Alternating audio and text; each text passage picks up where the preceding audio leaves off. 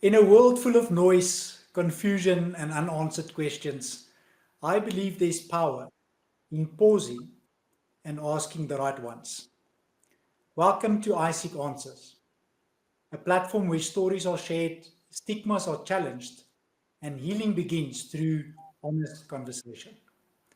I'm Gideon Basson from I Seek Help International, and today I Seek Answers. My guest today needs no introduction. He's a father, a husband, a beloved actor, a producer, a seasoned voice artist, and he was one of the most unforgettable presenters of one of South Africa's leading lifestyle magazines programs known as Top Billing. But today he steps into a different kind of spotlight. Not scripted, not staged, Mhm. just real. This is the story of a man who rose to fame, faced the fall, found the strength to rise again on his own terms. Please welcome the remarkable Tumisho Masha as we dive into a personal journey to explore the role I didn't audition, becoming the author of my own comeback. Tumisho, good Wow. afternoon. How are you? I'm good. How are you doing, Gideon? That was a really tremendous introduction. Thank you so much. You're more Uh, than welcome. you got me blushing. Shame. Tumisho, thank you very much for being here and for joining me on this platform. And before we dive into a few things, you've been through so much in your life, both in your personal life as well as in your professional life. Mm. You've experienced all the highs and lows that life can actually throw at you. And, from the public praise to private pain, you've done it all. You've been celebrated, you've been tested, and every single time you find the strength to rise again. So, before we unpack the comeback and the reinvention and all the lessons that you've learned in Mhm. life, just put it in context for someone that might not know who you are. Where did it all begin, and what happened, and what shaped you into the man that you are today? Okay. Well, that's a very broad question. So I hope you guys have a lot of time for this. But I want to start at the beginning. Was born in a place called Mamelodi, which is in the east of Pretoria. Okay. And from an early age, kind of being in that environment, which at times was extremely exciting for a young kid, and also Yes. sometimes very terrifying. Yes. Um, Yes. People were just trying to make ends meet a lot of the times, and sometimes it was by any means necessary. I remember my aunt, who, I mean, we all lived in this one house basically, Mm. with in the back, that had been built. And my aunt used to run a shebeen in the house, my grandmother's house. And we Wow. had a whole bunch of different characters that would come in and out of that place. I think we're all Okay. very lucky that those people were not child molesters or anything like that, but they were Okay. quite interesting characters, I found. Yes. And I actually enjoyed hanging out with them. But then at times, there'd be quite a bit of violence as well, so you Mm. have that trauma of a drunk customer who has to be kicked out by force or fighting another person. Yes. um, by the time I was pretty much 3 years old, in fact, from the time I was about 6 months, my mother had to go as far as Fort Hare to study because her Sure. dream was to become a medical doctor. Okay. There were no universities at the time, Yes. late 70s, for medicine for Black people in Pretoria. So she had to Yes. start there, do a BSc degree, hopefully get a space at a school in KZN. It was the University of KwaZulu Natal at the time, which would take very few people. Yes. My father had literally pulled himself out of poverty by his bootstraps by working as a young child, and Mm. throughout his childhood, throughout his young adulthood, and saving money to put himself through school and all his siblings. Then he eventually put himself through varsity, so he was in a position to pay for her studies. But because of that, we had to be separated as a family, and I ended up living at my uncle and aunt's house in a place Okay. called Kharakua, Okay. which is in the northwest of Yes. Pretoria, near Yes. Russell, where they make all the BMWs. Okay. I have BMWs to this day. But then I was flung into a totally different environment, which was absolutely wild, wild west. You know, Okay. there were five other children that were there, much older than me. My uncle was incredibly abusive towards my aunt. Sure. He would beat her up randomly, sometimes chase her through the streets. And I found that very embarrassing as a 4-year-old child Yes. having to witness this. I always found that I have very vivid memories at the time because also I feel like I was conscious at a very early age in a way that I saw things as a child that in many ways, I think it was before my time, if I can say that. I don't know what you call Yes. that in psychology, but you're just able to be cognitively quite aware. Yes. And I was very self aware of how this made us look in the neighborhood. But when that wasn't happening, it was a very vibrant house to live in. There was a lot happening. We started going to the movies to kind of escape, and I found that was a great escape. So we'd go to the Bioscope around Okay. the local Mhm. Bioscope, Yeah. watch the double special, Okay. which was usually a Western and a Kung Fu movie, What a combination. right? But I was like, wow, I just want to do that for a living one day. Well, I just want to do that, not even for a living, but that's just what I want to do when I grow up. Yes. You know, Yes. while other people were thinking of being policemen or firemen, I was like, I want to do that. I want to just like play different Yes. things. Yes. But I think what that gave me was a couple of things of how to be resilient, but at the same time, it gave me a lot of trauma. So I Mm. didn't know that I was suffering from post traumatic stress. Sure. And then, of course, the separation with my mother at that age and not really understanding it Mm. made me have a sense of abandonment. I mean, I remember Okay. one time she came to pick me up from creche, and before on a Friday we'd leave and go home for the weekend, we'd just always have a moment of prayer. And I remember they were saying that the teacher would say, "Close your eyes so we can pray." And I was like, "I'm not closing my eyes because if I do, I don't know if my mom will still be here." Okay. And that just, they told me that story, and that kind of stuck with me from a point of view of how has that shaped me as a grown up. Mm. So I think in many ways, those are things that shape me because of where I come from, my background. Um, Finding myself that by the time I was 8 years old, my parents were now in a better financial position to send me to a private school Okay. in Victoria. Mm-hmm. So I feel like I was very fortunate to escape Yes. the township school, Okay. with all the negative stuff that came with it, and find myself in this world of opulence that I'm not really a part of, but I'm there anyway. Mm-hmm. And that's where I think I learned most of my acting lessons because I had to be a code switcher. At Okay. school, I had to be a little Englishman. We had to speak Aye. English, we weren't allowed to speak any other language. And you had to get it, boy. You had to get it right. And then when I come back to the township, this is the time of, I think it was the state of emergency, especially in the township. Okay. There's a Yes. lot happening. There's Yes. the comrades, as we call them in the street, Yes. and there's boycotts of schools and all sorts of things like that. So we had to be in boarding school, Okay. and we couldn't. My brother and I, he started at boarding school at only 5. We had to come back to the township and be very township, if you get what I'm saying. Okay. Yes. To To fit be, in. yeah, to fit in, and we couldn't give away our A secret life privilege. Your of privilege. exactly our privilege. Okay.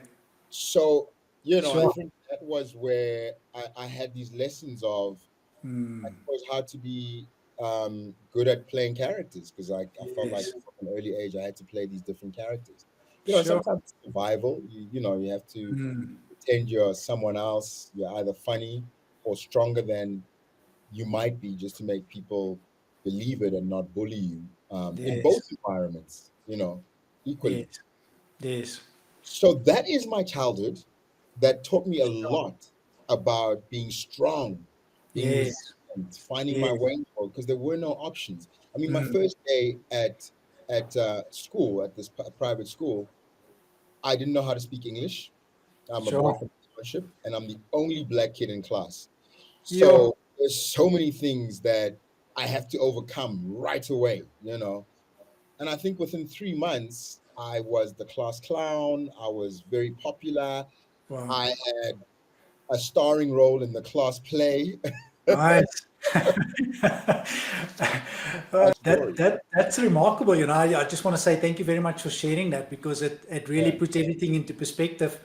And for you to go on to this journey of becoming an actor and becoming a presenter, it was basically forced upon you. So if you look back today, you would see that everything happens for a reason and everything comes full circle eventually in your life. yeah, So although you went through this as a child, it actually prepared you for where you are today. So in many ways, we need to also embrace what happens to us while we are looking towards the future and where we're going next. definitely. And I think that's such an important part of resilience. That's such Mm, an important part of being able to bounce back. So I alluded to the fact that I had unknowingly, I mm, had, post-traumatic stress. Um, I think anyone growing up in South Africa in the 80s should yes, probably be treated for that because it was absolutely. a very tough time for most people, Mm, mm, across all races, I really yes, believe. Um, and I think it was a very violent time. So you get to the 90s, everything quickly changes. Um, yes, we're a society that's kind of thrown together and we yes, have to make it work. And at first, I think it's a project that everyone mostly tries to embrace, mm, and we try and get mm, along. yes, But along the way, I think what happened is there was things that I realized I needed to become this actor because it was a road to becoming famous initially, and to me it was to prove something, to yes, prove to the bullies, to prove to um, the relatives that treated me badly, or anyone I came across who said I would amount to nothing, that mm, look at me now. yes, And I think that's a very interesting combination. If you want to become famous and be in the public eye, and you mm, don't have a positive reason for it. And I okay, think it got me in some interesting situations, good and bad. yes, yes, Um, and because of my abandonment issues, which I hadn't dealt with, I think made the mistake of getting married way too young, even though, I mean, I think it wasn't a bad age. I got married for the first time at 27, but I was completely not ready for that yes, kind of responsibility, especially responsibility for another human being. And yes, I yes, the person I married was also someone who came from a home that had serious issues. So although my family home, like my mother and father, we recently celebrated their 50-year anniversary, wow, um, were like this solid unit.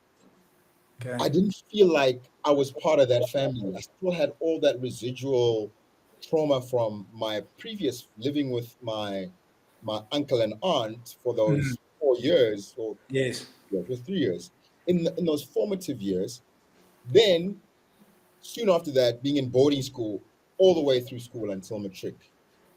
Then sure, after matric, going overseas and living with a friend, coming okay. back to South Africa, living by myself in Johannesburg, feeling like I've got this freedom. I'm in the city of lights. Um, I'm living the life, and yeah, suddenly now, very quickly, being successful in something that I was still studying from drama school, Yes, and I'm already starting to work and being on all these interesting TV channels that were now coming up in this new yes, democracy. You know, yes, yes, and being recognized by people from all the racial groups and demographics. yes. And then in the middle of that, deciding, hey, let me get married, Uh, yeah, it almost felt like nothing could go wrong. Let me just try one more thing. right? And I think in many ways, and I say this with, I was saying to my parents as well, when we were at the celebration that I'm really grateful that there was such a strong unit, because as a child, it maybe that was the only thing that was very secure, but it Yes. was so secure I almost felt invincible, and going into my adult life, I felt like there's always a safety net, so I could Yes. take more risks, and I did. Yes. I took some risks were good because obviously I think to achieve any level of success in life, you have to take a lot of risks. It's very Mm, risky. mm, mm. To definitely achieve something in my industry, you have to put yourself out there, as they say, Absolutely. you know. Yeah. Um, and sometimes it's incredibly rewarding most of the time because you achieve what you wanted to, but you give a Yes. piece of yourself Yes. away in ways that Yes. if you if you're not if you don't understand what's going on with you psychologically, you don't Mm. know how it's doing harm to you as well. Absolutely. Sure. Tumisho, thank you very much for that insight and for unpacking, your formative years, your foundation that you work from. And we are very grateful for the human that you are today and for everything that you've contributed to South Africa and society in general. It's just so rewarding to have this conversation with you today because it shows to all of us that it doesn't matter where you come from and what your circumstances are, as long as you embrace where you're at, because everything happens for a reason. Definitely, and thank you for saying that. I feel like if you embrace the fact that everything does happen for a reason, Mm, you can get over a lot more things. And mm, nobody has an easy life. I mean, having said all that I've said, I don't feel sorry for myself. So I yeah. never say any of these things for people Mm, to feel sorry for me. I think I've had the most interesting life. I couldn't have chosen a better life. Even the difficult things yes. were at times amazing. They've helped with so many other things. I mean, I say that I didn't know at the time that I had post traumatic stress, but I think in many ways, sometimes you have to work through these things. You Yep. know, um, we live in a society now where, how do I say it? Everyone is allowed to be, to have a reason to be unhappy. If Yes. I can say that, right? Absolutely. Yeah. Yeah. So we have these issues of mental health, which I'm not dismissing, by the way. Mm-hmm. I think, um, in a way, we live in a society that allows itself to be like, instead of I went through something that should make me resilient, Yes. this thing is now a problem in my life that I Yeah. cannot deal with. So Yeah. I'm stuck in a You moment, tend to blame everything on instead of taking the responsibility. right? Interesting thing that I was saying to my 10-year-old daughter the other day. I don't know if this is good or bad parenting, but you know, she kept saying to me that I went to so and so's party and then I fell off their skateboard. I went to so and so's party and then I fell off the bicycle. I went to Okay. so and so's party and that happened to me. And then Okay. I was like, hang on a second. It seems to me like everywhere you go to these parties, something happens to you accidentally. Don't you think if you took a little bit more responsibility for yourself? So Mm. you said to me that you were riding the bike and the brakes didn't work. Before you got on the bike, did you not check the brakes? Like, exactly. Right? Because here's the thing, we have labels now for everything, right? Like Mm, you mm. buy coffee and you have to have a warning that the cup is hot, which is like, but isn't that the expectation? I mean, we're Common living, sense. huh? That's a bit of common sense. Right? We're living in a society where we give up our responsibility to keep Yes. ourselves safe to Yes. everybody else. Yes. South Africa is a seriously dangerous country. Seriously. But as someone who grew up in the township, Mm. um, and then I spent my early adult years in places like Hillbrow and Bromfontein, which, by the Yes. way, were incredibly exciting, as dangerous as they were. There's Yes. something about it that teaches you a bit of street smart, Yes. how to see danger coming at you, how to read people's body language, how to Yes. know if someone means you harm. Yes. Yes. and how to take responsibility for that. Absolutely. I remember growing up in the township, it was like, well, how when you got robbed, the conversation wasn't, ah, shame, man, you got robbed. It was like, but how did you get robbed? Like, how did Exactly. Did you not see it coming? yeah? And I don't want to say we must victim blame, but I'm just saying that there's certain things that we need to take more responsibility for Mm, as mm, people, you yeah, know? yeah. Yeah. You're quite right. You are quite right. And what you were saying there about taking responsibility, I think, it all comes down to developing your independent thoughts, because That's we are exposed to so many different elements and so many different sources of information that it completely clutters our own independent thinking process. And the moment we have that challenge with our own thoughts, instead of trying to understand ourselves and trying to work through that, we tend to just pass the buck to the next person, or put a label on it, or just do something just to get a reaction, just to feel different. And right. then if it turns out to be the wrong thing, just blame someone else for your actions. That is absolutely right. And um, it's difficult, I suppose, because I mean, there are people who are a bit more vulnerable who Mm, I suppose mental strength is like physical strength in a way. Sometimes there are people who are stronger and people who are not as strong in many ways. So you have to be sensitive to the individual. But I also think that we're a society that stopped taking responsibility. mm, And correct. until we do take responsibility, a lot of the issues that are social ills are Mm, just not being solved. I yeah. was I was having an interesting conversation with a friend of mine just now earlier today, and we were talking about how um, some of the problems that we have are not being solved because we're not trying to solve the whole problem. You Mm, know, instead of solving poverty as yes. solving poverty, we then go, let's not let that group of people, let's solve poverty for that group of people. Yes, yes, yes. And we Not only not as a whole, just as an not as a isolated whole. one. Yes. Because if we solve poverty for everybody, Mm, the group that is the largest affected will yes. still be helped. Yes. But Correct. what we are eradicating is the poverty. We're not Mm, looking at a particular group as if they yes. own that Yeah. particular Yeah. thing, right? Yes. They don't Yes. own poverty. They're just Take the affected label off. by it. Say that Mm. again. Take the label off. Take the label off. So Mm, we're putting more and more labels as mm, a society, yeah.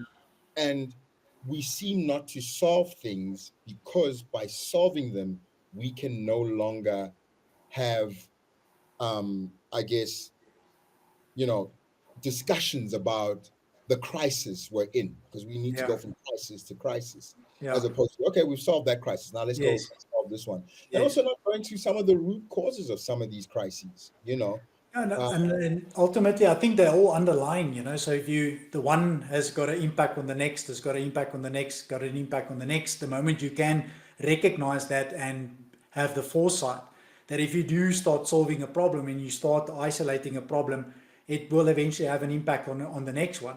So gather your strengths, work towards your strengths, and then start implementing a plan that not just serves for a week or for 2 weeks, but for the rest of humanity and for the rest of our society as well as a whole. exactly. Society as a whole. I think that's so important Mm. because we don't see ourselves as society as a whole. We see ourselves as what we are, what I Yes, identify as. yes, yeah, Become this, I identify as a black male South African. So yeah, all the problems that I'd like to solve yeah, happen to be about a black male South African, exactly. as Yes, opposed to what if I just solved issues that affected people? yes, But these are human issues. yes, sure. I think sometimes if we got there, we might solve a few more issues. But Yes.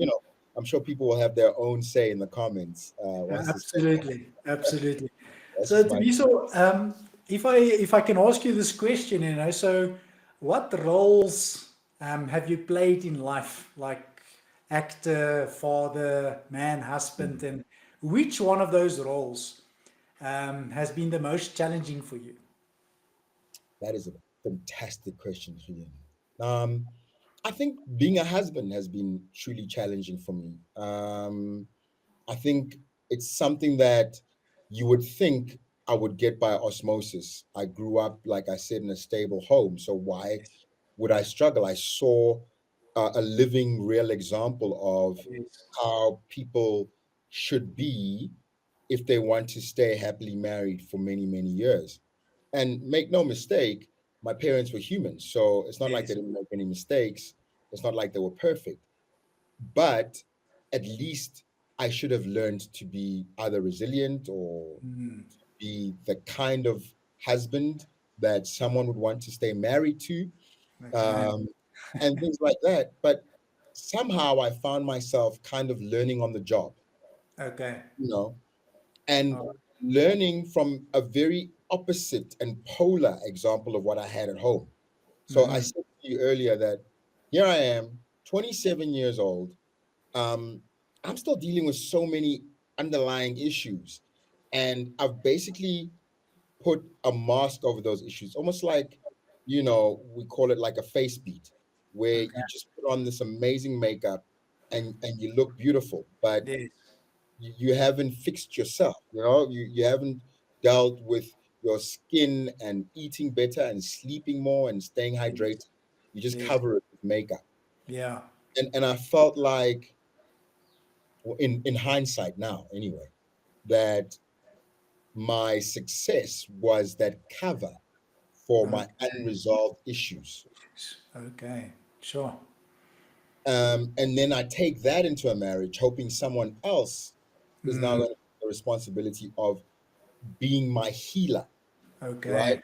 And we put a Sure. lot of pressure on each other as partners in a marriage. Yes. Um, and I think it's our generation, 70s and 80s babies, where we have these ideas Mm. of what a husband is, what a wife should be, that are Yes. archetypes, Yes. um, and they become a demand for, as my wife, I expect this, as my Yes. husband, I expect this, Mm. but we don't put those things on ourselves, I suppose, in a way, Yeah, we just put on us.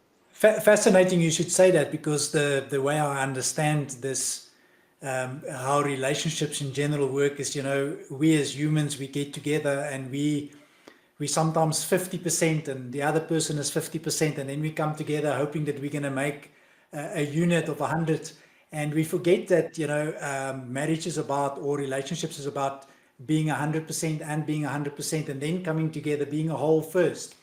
And someone used this analogy the other day. They said that in a relationship, when two people come together, they have a set number of rules that they've accumulated over the years, that they Mm, have attached to certain feelings like love or respect. mm, And it's amazing that when we as humans then have our own 10 rules for love, and we meet another human and they've got their own 10 rules for love, right. and they happen to break one of your rules, then you feel I'm not loved anymore. There's nine that That's you didn't brilliant. break, but just that one that you break, now there's a challenge. Or it comes down to respect or the way you raise a family.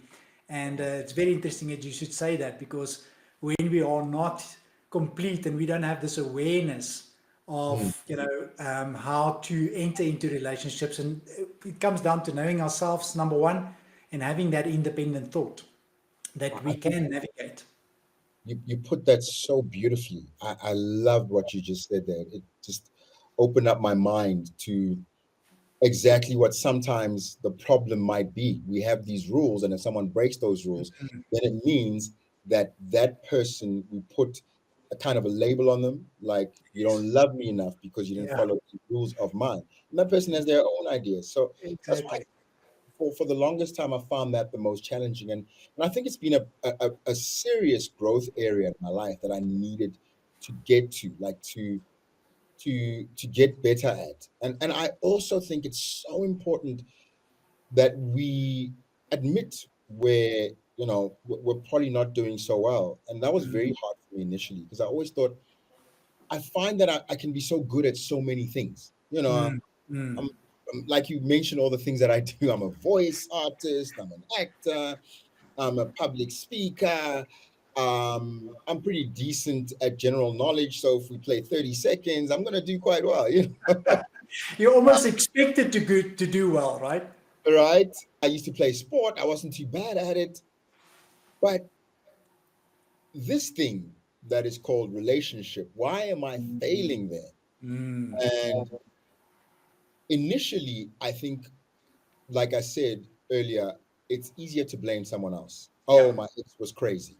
yeah, And you can definitely have all the evidence you want, of that, because you can make the evidence, and there it is, plain as day. Everyone can see that. yes. But having gone through that, being divorced and then going through another divorce, kind of woke me up, and I went, "Whoa, okay." Mm, Clearly, out of two marriages, I'm the common denominator here. mm, okay. These ones have been through one, I've been through two, and now I'm getting into a third. So ultimately, if I don't make this one work, the Mm, common denominator is me. I don't, the crazy one must be me. yes. And I had to start looking at myself and saying, if I want to play victim, that'll be great. Society, will be okay with that. Oh, shame, I'm this Mm, sports guy who keeps finding these wrong people.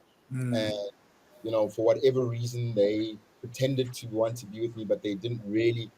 And then I had to really sit down. That was super painful, and admit, hey, man, yeah, you have some issues. You need to go speak to some people about those issues. And I yeah. think that's where my journey began of really getting into, I mean, I suppose superficially I'd been to therapists, and I'd seen different people in different ways, life coaches, psychologists, so on and so forth. But I hadn't really gotten to the nitty gritties, the down and dirty, the being Mm, open, yes, vulnerable, yes. the what if I am wrong? Yeah, And what if I actually need help? What does that look like? Instead of I don't need help, they need help. yes, And yes. that's when the change happened. When you Wow. can be vulnerable and realize that, hey, you need help. There are people who do this who can help you. Help you. Yes. Take their help, because there's no point if you're dying from a curable disease and the Mm, doctor saying, if you just take this medication, and you're like, no, doc, I'm tougher than this. If I just run a few more kilometers, if I work harder in the gym, and the doctor's like, no, you need to take this no. medication. Yeah. That's a wonderful awareness that you've got there. And again, I want to congratulate you for raising that awareness and for asking for the help and going on to this journey that you've been on. It truly is inspiring, and I know many people that are watching this and looking at this is going to find solace in that it's not too late. You can still do something about it. Just Yeah. be vulnerable, be open, ask for help if you need to. Yeah. Yeah. And I'm very fortunate that, I went through a series of people that were fantastic in terms of what they were doing for me, Okay. that could be very honest with me as well, that could help me navigate where I Okay. needed to go to where I needed Mm, to get to. And I'm still a work in progress, mm. mind you. We But all I are. suppose, but at least I know that now, Yeah. and I think we need to admit, especially as men in South Africa, we have a Yes. very tough culture, you know, Mm, mm. man is a man in South Africa. Yeah, men don't cry.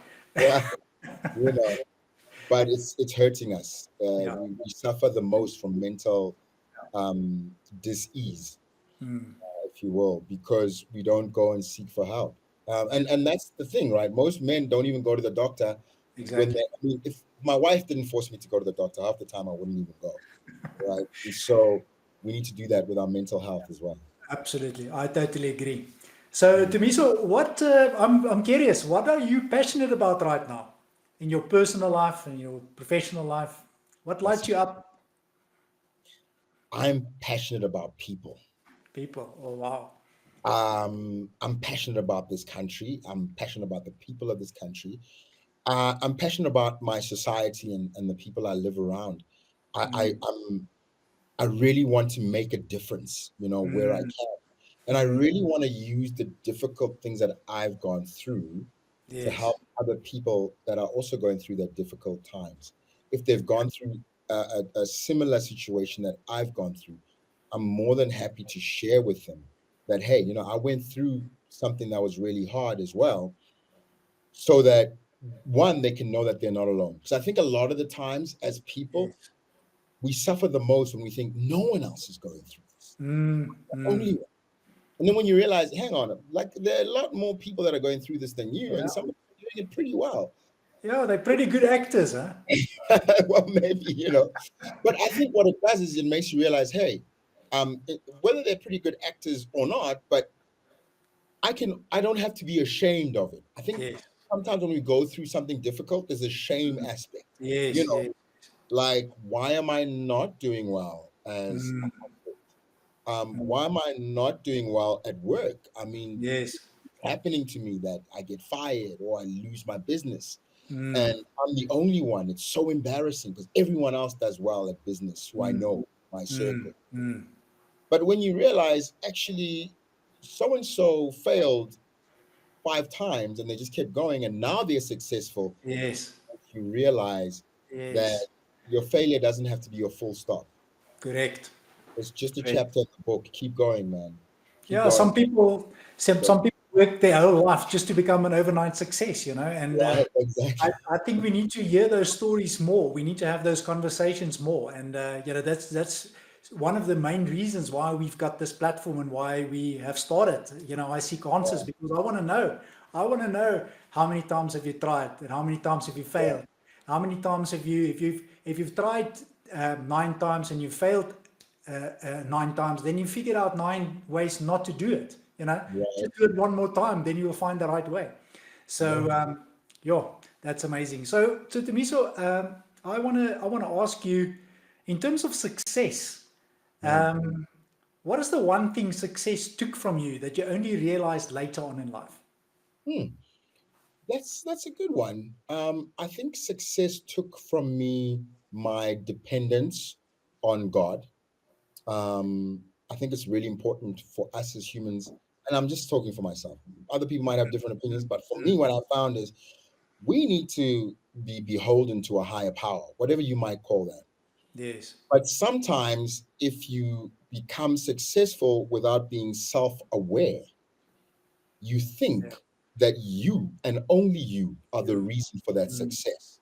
Now mm, you want to be having seminars and organizing conferences and talking about how to be successful as mm, if you have the formula and it's only you who knows it. But yeah. nobody is successful on their own. That never Yes. happens. Yeah. You need a combination of hard work. Yeah, sure.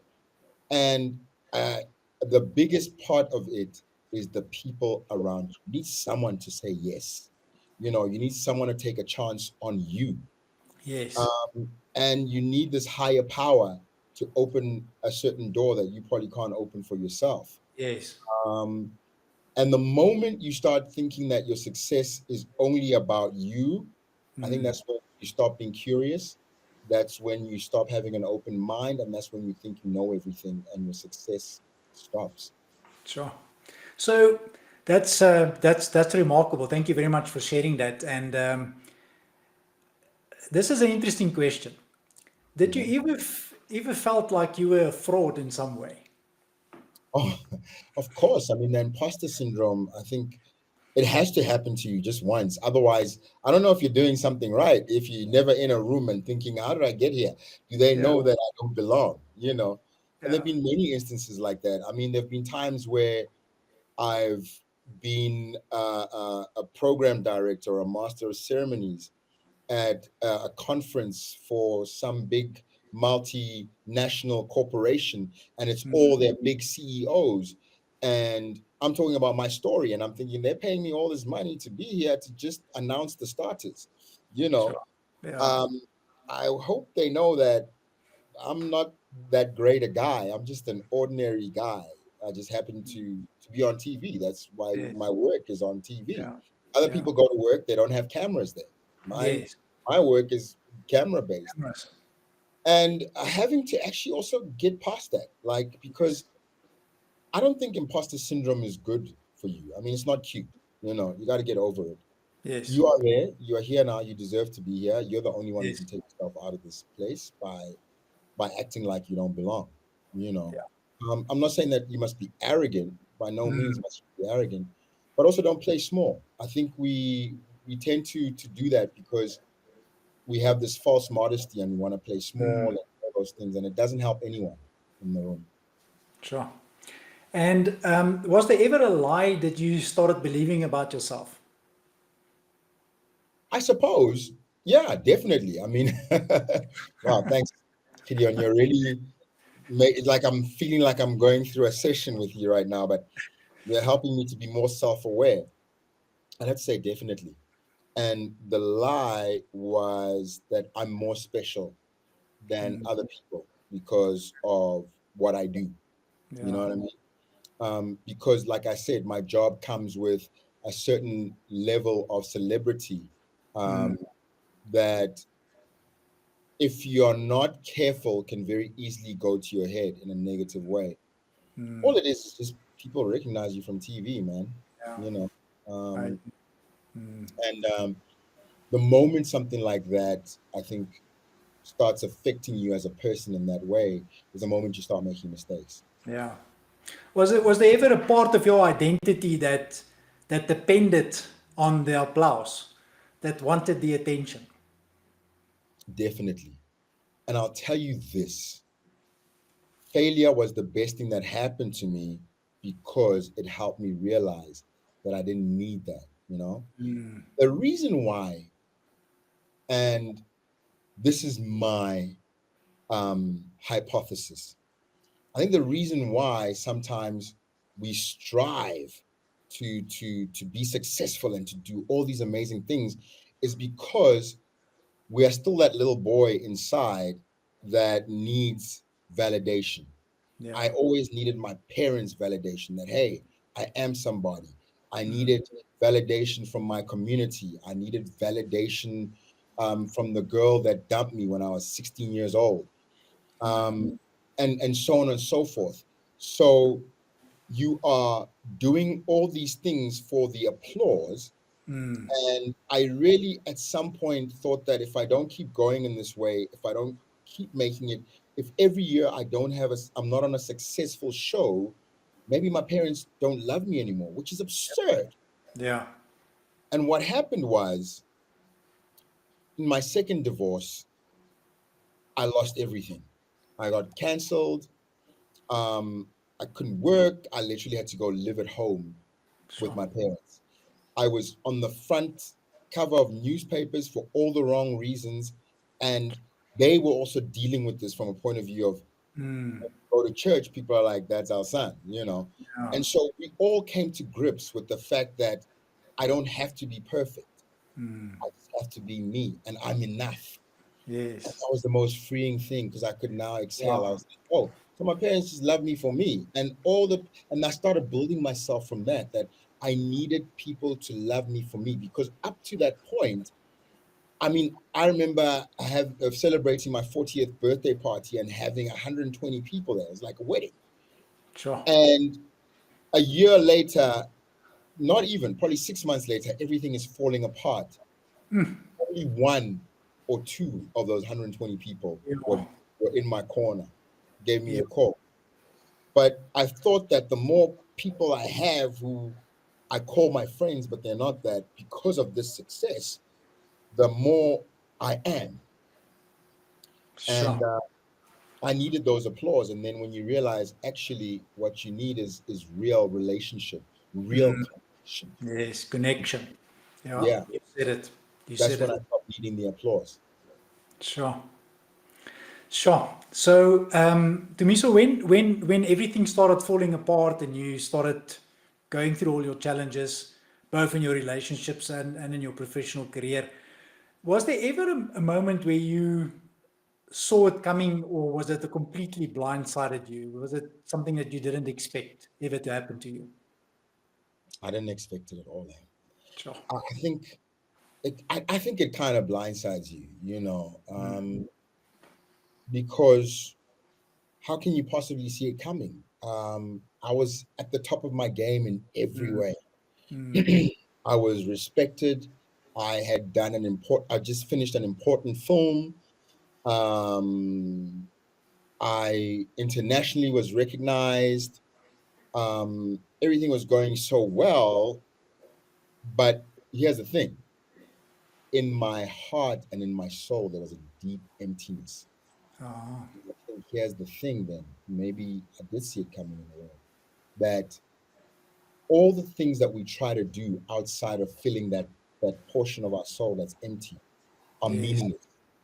And yes, and what success does, it amplifies that. yes, People do more they do more negative things. They get mm, into negative habits and behaviors because they actually realize how empty and yes, fake what they were striving for really is. You yeah, want the biggest house, you want the shiniest car, you want to be able to go to the most exclusive events, and you yes. get there and realize there's nobody there. I like to make this joke of, you can be so VIP and you go through so many velvet rooms until you're the only person in the room. There's nobody else there. You're quite right. Yeah, VIP it is, and that's yeah, when you have to deal with yourself. And that's yeah. what happens, I think, when you make everything about um, extrinsic success, Mm, materialistic success, mm, mm. have all the stuff, and you actually eventually find yourself alone in a room Sure, and have to confront yourself. sure, sure.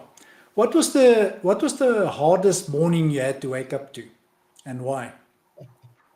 The hardest morning I had to wake up to. I think it was waking up at my parents' house for the first time at the age of 41, realizing that I can't run anymore. And I've hit rock bottom and I have to deal with it. I have to deal with Mm, myself. I have to look at myself. I am the reason why I am here, and I can't run away from that. sure. And as tough as that was, I think that was probably the best day of my life, Wow. because from that day, I started going up. But Okay. you have to get there to Mm, start going up.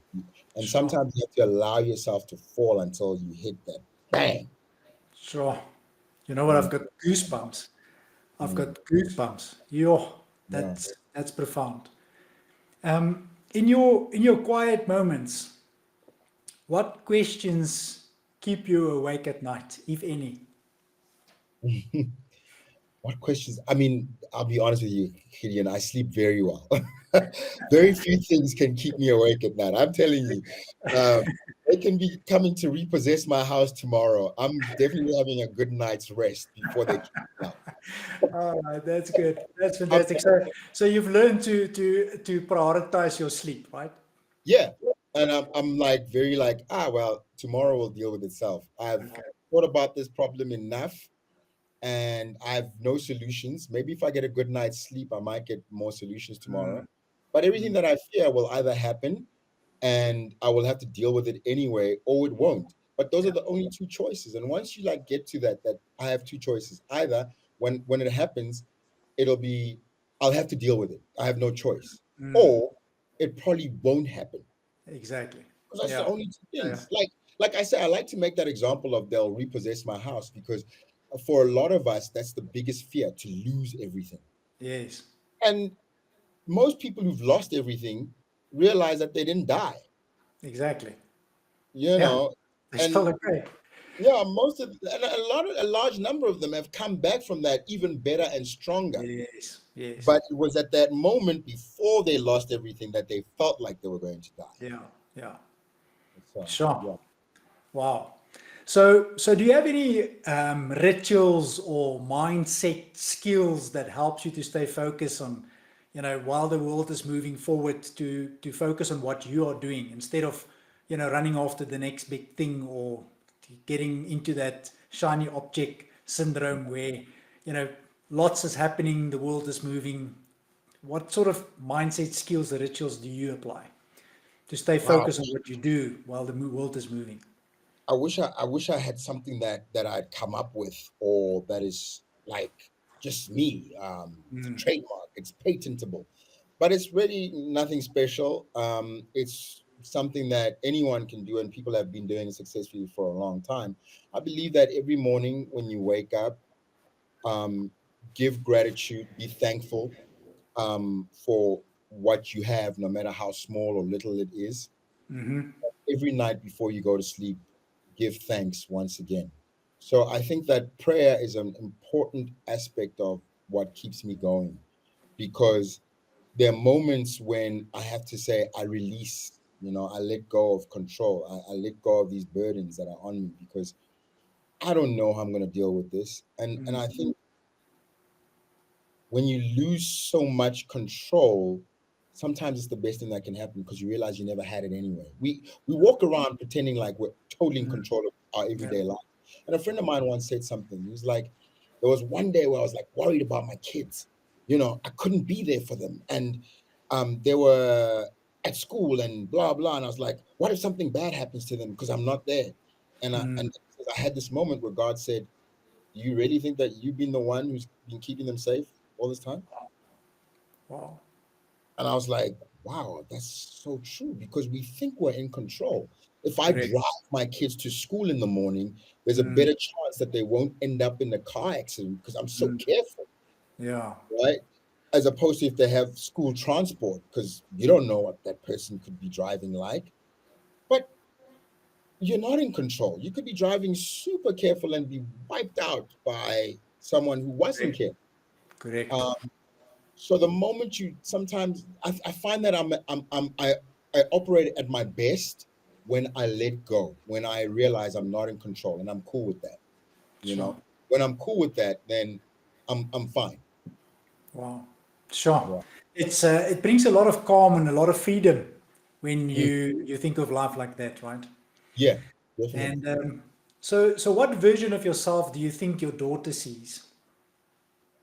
That's interesting. I hope she sees almost every version of me. I think she sees the cool dad, although she doesn't think I'm cool anymore.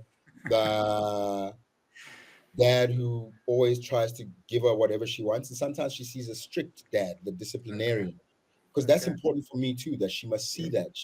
She must get her nose. She must understand. I want her to know that um, some of life's hard lessons are going to be learned here. And Mm, by the time she gets out there, she knows how to deal with them. yes. Um, one of the things that we're going through now is she's becoming more self-aware, and she's just turned 10, is how she feels maybe I don't have any real friends. They talk about me behind my back and blah, blah, blah. And I'm like, hey, that's good. It's happening to you now, because for the Mm, rest of your life, people will always talk about you yeah. negatively. So if you don't learn to not worry about what are people Mm, saying about me, mm, then you don't take it on. Something I learned very early on in my career was, if they say bad things about you, it's none of your business. They say good things about you, it's none of your business. yeah. They're going to say what they're going to say. Read it Yes. and move Yeah. on. And that's something that I want to instill in her, that you must never let people bring you down by what they think about you or what they say about you.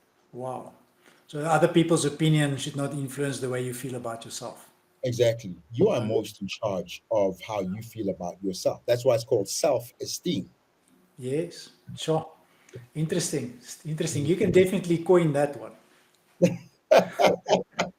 I think I should. I'm going to go to the patent office tomorrow. Absolutely. So, Tumisho, tell me, do you ever feel pressure to be the hero for your family? Yeah, I think that will never, because I feel pressure to be the hero in my own story. I feel like this is my movie, and everyone's just in it for me. Okay. So I do have that pressure. I'm a Leo, for whatever that means out there, everyone who's listening. And I think I have a lot of those traits of Mm, I'm a very gregarious person. I am a big person physically and personality wise. I have to be the center of attention. I have to be the provider. I have to be the hero in the story. yes. So there's definitely that pressure, but I'm learning not to put all that pressure on myself all the time. And Mm. I'm learning that it makes for a better relationship with my wife when I can lean on her Yes. sometimes. Yeah. And she knows that I'm leaning on her, and in return I can be grateful that I've actually got someone in my corner who's so Yes. supportive. And I think it's a Yeah. great give and take, you know? Absolutely. And I think many times we try to be this macho and this we want to keep up the appearances and we don't want to ask for help. But when we ask for help, we actually help those individuals just as much as Mhm. when they give us the necessary help that we seek because it makes them feel more valuable. Wow, that's an excellent way of thank you for that. That's a beautiful way of seeing it. That's really helped me today. Yeah, you're welcome. And so in your career and everything that you've gone through, and now that you've mentioned your daughter is going through this phase where she's got these doubts and Mm. trying to figure out where's her boundaries and where does she fit in life. I'm curious. How do you explain fame and failure to her?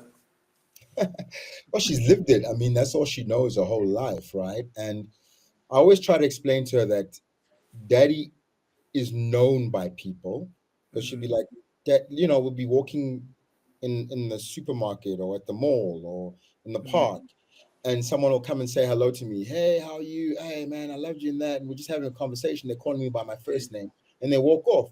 She's like, yeah, even sometimes it's there, Daddy, do you know that person? I'm like, no, I don't.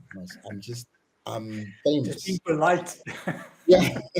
I feel like I have to be candid to that level where I'm like, I'm famous. People Yeah, know me from yeah, television. Those yes, who do, you know. yeah, So there'll be people sometimes who come up to me and say hello randomly. But I want you to see that when people come up to me and say hello, mm, they are coming to me to get that validation of, do you see me? And then I have to give it okay, back with, okay, yes, I yeah, see. yeah, You recognize me, so I recognize you, and you are important back to me. yes, I'm going to yes. give you a moment. Even though I'm with my daughter, I'm going to say hello. I'm going to shake your hand. I'm going to take a picture if that's what you need. And then we move on. I find that that's far easier than making up excuses. No, I can't. Oh, please. Because Yeah, then, like, what you've spent 5 minutes explaining this when we could have just taken a picture and moved on. exactly. Just embrace it and go with it. I like that. I like that.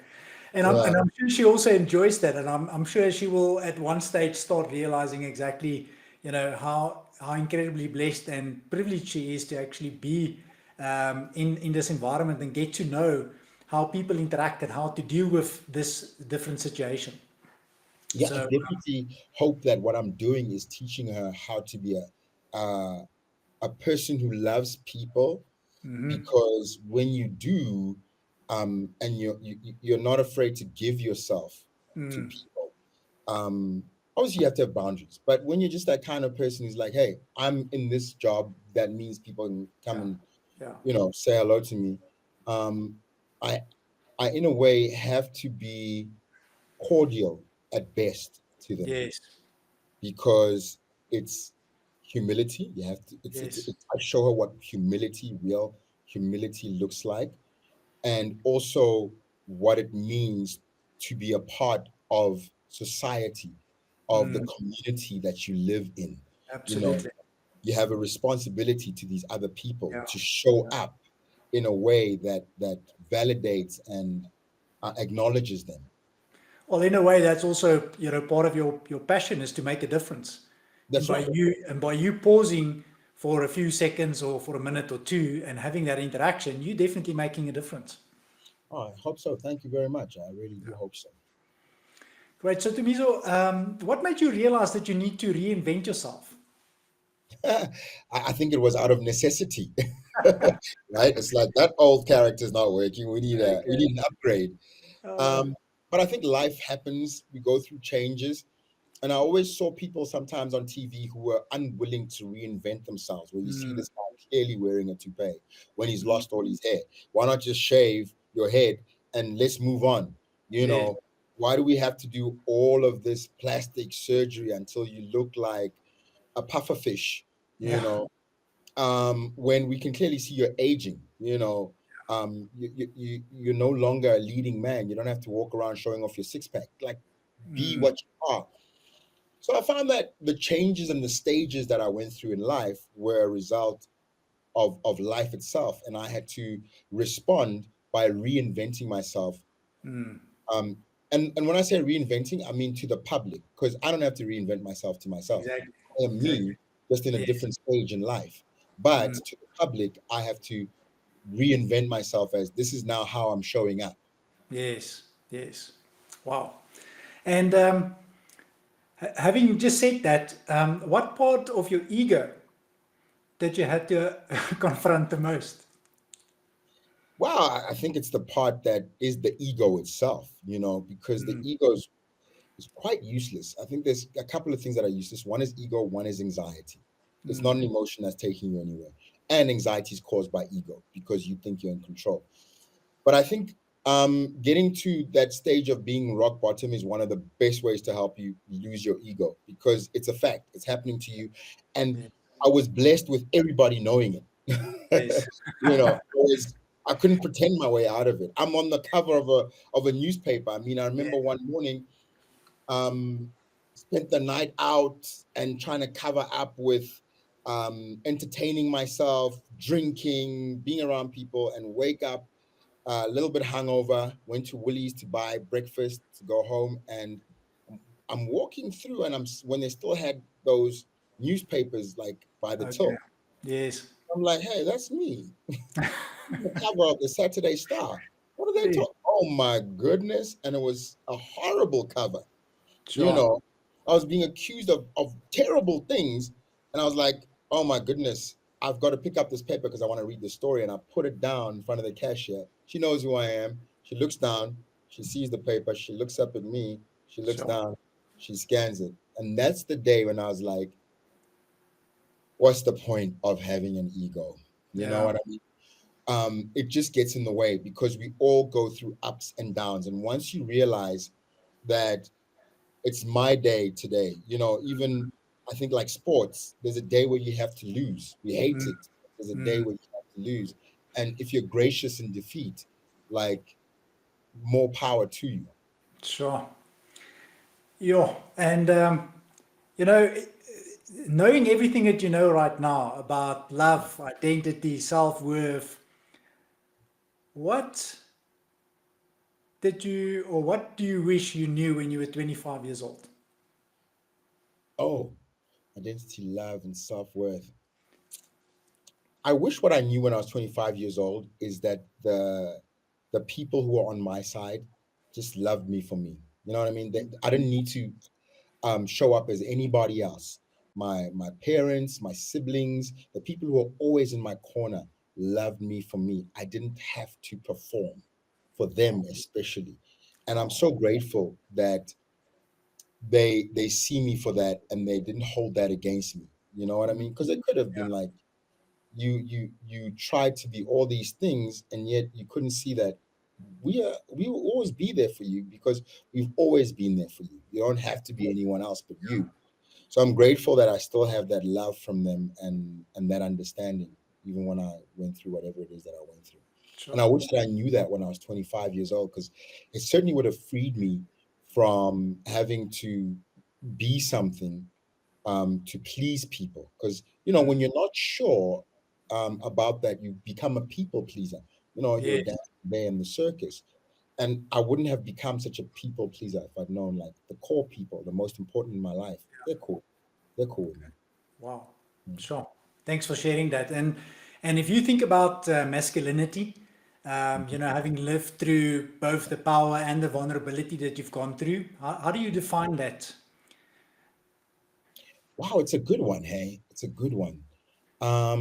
I think masculinity is um, definitely showing up as someone who wants to make a change in your environment. I feel Mm, like that's your role as a man. mm, To quote the Bible, one of the first commandments God gave to a man was subdue the earth and be productive, yeah. right? So we have to have action. We can't just be men of words. We have to be doing Yes. something. And part of doing that is also showing up, in a way for other people that is being a protector. We've been given Mm. the physical attributes to be a protector. We've been given the mental attributes to be a protector. You Yes. know, we can take some stress, we can take a few hits and keep going. Yes. And I Yes. think we should show up with that and live up to how we've been built. And then also, I believe very strongly in being brave. I think Yes. brave has saved my life, literally. Okay. And I'll say it like this. I remember when I was hijacked and I'd been held for some time. I Sure. was in the boot of my car and they drove around with me and blah blah. And at some point I tried to escape and they kind of got me and then they tied me up. Now they weren't cool with me anymore, you know. Mm. And we get to this place and it's in the middle of nowhere. And I come out, they bring me out the boot, my hands are tied up. And I just felt like, dang, this is probably how it's gonna end, you know. Sure. They're gonna shoot me in the felt and just leave me here. And there was just this one voice that said to me, it's okay. Sure. And when I say be brave, what happened at that moment, I just looked at them and I asked them very directly, so are you guys going to kill me now? Sure. But in that moment, I wasn't going to beg for my life. And I certainly wasn't going to make a scene. I was like, if this is how it ends, it's going to end almost like on my terms, if I can say that. Like I'm going out without the theatrics. Sure. And I think they saw that and somehow they thought about it. You know, when they're like, Wow. there's that moment where they're like, okay, this guy's not afraid of us. So what Mm. do we do now? And then it was just that pause bought me enough time to then be able to have a conversation with them. And I said You. straight up to them, hey guys, listen, man, whatever it is that you're going to do, I just want you to know that God loves you. Sure. And one of them said to me, I know. So I was Wow. like, good. In that case, then we can start from the same level. Sure. We don't have, you guys don't have to be doing this. It's so dangerous for you and it's so dangerous for me. Mm. There's so many things you can do with your life that won't land you in jail or getting shot. And the Sure. guy says to me, I just came out of prison 3 months ago. I did a 13-year stint. My daughter's a teenager. I left her when she was 3 years old, and I have nothing else to do. Yeah. And then we started a therapy session because Yeah. this happened at the time when I had my grade four. You know, I was like living at my mom and dad's house. I didn't know what was going to happen in my career. I was going through a painful divorce. And I just was like, let me tell you what's happening to me. And Sheesh. so he says to me, you'll be all right. I've always watched you on TV and you're a fantastic actor. You'll be okay. And I'm like, you'll be okay because, you got to believe in yourself. Wow. And then You. at the end of the night, it was like, cheers, guys, all the best. They still took the car. They Amazing. let me live. Wow. Yes, like I'm so glad you could live through that and you can tell the story. Wow. Yeah, yeah. Sure. So Demiso, when it's all said and done, what do you want to be remembered for? That's a Not good. as, not as, No, for. What do you want to be remembered for? I want to be remembered for always being very real about my experiences. I Mm. want to be remembered as someone who wanted to make a positive difference in Mm. society. I wanted to be remembered as someone who loved the people that he lived with in whether it's this country or any other country that I might find myself in. But I want people to know that I'm here to serve and to really make a difference as to what I can, Mm. in my power. Without like, I don't want to make it like I'm sounding so important, like, oh, who do I think I am that I can make this difference? But whatever I've been given, I hope I can share it with people that it will help them. That's all. Be a bit of a catalyst to light the fire. Yeah, I believe very much that what we're given, we don't own. We're given it Mm. to give away and to Yes. pass it on. Yes. If you get love, give a little bit of love. Yeah. You know, yeah. Absolutely. Sure. And if your biography is written today, what do you want the title to be? He lived. Oh, wow. He Sure. lived. I He think lived. I've lived. I've sucked the marrow bone. I've sucked the marrow out of life. I've done it, man. Wow. And I'll keep on doing it. Um, and I think that's so important that we give ourselves a chance to Yeah. live. Be a little bit fearless about life. Do things that Mm, make us uncomfortable. mm, I encourage people, if you don't like standing up in front of a room and speaking, do it, and do it scared, because wow. in those moments is where you find out who Mm, you really are and mm. what you really are. Sure. Amazing. Sheesh. You're inspiring me. Yeah, I'm gonna, finish this interview and go off and make sure that I've got all my ducks in a row. So, what is next for you? Personally, creatively, spiritually, what's on the cards? Well, I'm hoping that I'll still be able to do more spiritually, Mm, be able to talk to more people, and help more people in terms of spiritually. I'm also hoping that um, the things that I've acquired in my career and where my career is taking me, it's going to now allow me to help more people. I think being an actor is it can almost become selfish. mm, I'm a mm. one man industry. You know what I Yeah, mean? It's all about just me, me, me, me. So yeah. I'm hoping to go now into producing, so that I can tell stories, and in telling stories, employ people, create work, Yes. create value for our country, and also help people through story, because I think art is a reflection of who we are as a society. It can inform us of where we need to change, and it can inform us of what we can do that we're already doing well, that we can do more of and do better. Wow. Wow. Sure. That's amazing. And if there's a message that you want to leave with the listeners today, one thing that they can take away from today's talk and answering all these questions, what is the one thing that you want people to take away from this? Well, I hope people can listen to my story and hear my honesty and see me and go, that guy's been through quite a number of things, whether it's failure, whether it's hardship, whether it's tough times, whether it's good times, because even good Mm, times sometimes are not so good for us. But he always tries at least to get through. And if this dude can do it, I can do it too. wow. Sure. On the last note, I want to ask you: is there any personal value or belief that guides your life? I think it's just showing up as my whole me, not leaving anything behind. Just always show up as much of yourself as you can, because every other person has already been taken, you know. Sure. All right. Sure. And if you have to define this chapter of your life, would you say, or would you name it comeback or rebirth? Hmm. I would say more learning to fly again. Okay. Um, Picking Fly. up my wings. I feel like, Icarus flew very close to the sun, and the wings melted and you fell. And instead of just staying there, like rebuilding and knowing now, like what to do when you get higher up, in the altitude, and how to, I guess, fly better, if there's such a thing.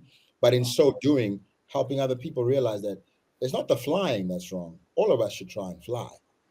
It's just not realizing that, don't go close to the sun, because I think the sun for me is a metaphor for all the things that look good but can be Mm, harmful to us. yes. Sure. Sure. Tumisho, what a conversation. Today we didn't just hear from you, the presenter. We heard about and from you, the man behind the fame, the father, the fighter, the man who's learning to fly again. Yeah. And a man who's willing to rewrite the story and to take the lessons from the past and invest that in the future. So I want to say thank you very, very much for your time today. You help us all to understand that you don't need permission to rise. You Mm. just need the courage to begin. Hey, that's it. That's All it. right. That's beautiful. I'm going to take that one, by the way. You're more than welcome. You're more than welcome. And Tumisho, thank you very much for showing us your resilience, and not to pretend to be something that you're not. We really appreciate the raw, honest conversation that we were able to have today, and I want to thank you very much for taking the time to come and bless us with your presence.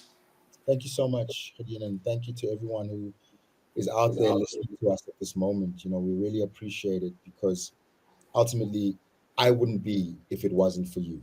And that's really what Ubuntu is all about. Absolutely. So, Tumisho, I want to say until we see each other again, I promise you I will take care of me for you. Will you Yeah, please take care of you for me? I will definitely do so, sir. Thank you very much. Until we Goodbye. see each other again, keep on asking the hard questions. Never stop becoming the author of your own story. Tumisho, thank you so much. Excellent. Thank you. Thank you, everybody.